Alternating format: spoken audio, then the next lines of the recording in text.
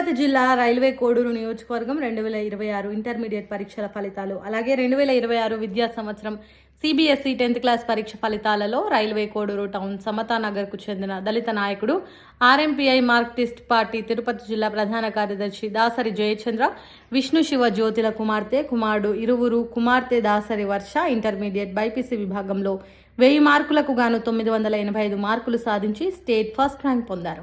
అలాగే దాసరి శ్యామరాజ్ సిబిఎస్ఈ 10వ తరగతి పరీక్ష ఫలితాల్లో 500 మార్కులకు గాను 487 మార్కులు స్టేట్ బ్యాంక్ రాయలసీమ రీజియన్లో ఫస్ట్ ర్యాంక్ సాధించారు. వీరిద్దరిని కాంగ్రెస్ పార్టీ రాష్ట్ర SC cell convener Nalla Kadirigalla Shantayya ఆధ్వర్యంలో పుల్లంపేట మండల అధ్యక్షుల ఆధ్వర్యంలో తెలపడం జరిగింది. తిరుపతి జిల్లా రైల్వే కోడూరు పట్టణమందు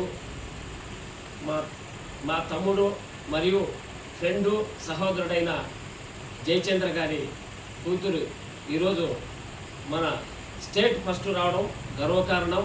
అలాగనే కుమారుడు కూడా 10th క్లాస్లో స్టేట్ సెకండ్ రావడము గర్వకారణం. ఎందుకంటే మనకు విద్య అనేది చాలా ప్రాముఖ్యమైనది.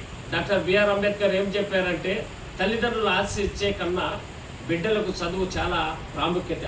ఎందుకంటే తల్లిదండ్రులు ఆస్తులంచే కోల్పోతారు, కానీ చదువు అనేది ఈ సమాజంలో అంతకంటే విలువైంది చదువు ఒకటే. ఖచ్చితంగా ఈ బిడ్డ ఇంకా పై చదువులు చదివి అమ్మ వచ్చేసి మన పాప డాక్టర్ కావాలి, అలాగనే బాబు వచ్చేసి కలెక్టర్ కావాలి. ఎందుకంటే మన దళిత బిడ్డలు ఈరోజు సమాజంలో అగ్రవర్ణాలు లక్షల కోట్లు ఇచ్చి డబ్బులు ఇచ్చి ఫీజులు ఇచ్చి చదువును కొనుక్కుంటున్నారు. కానీ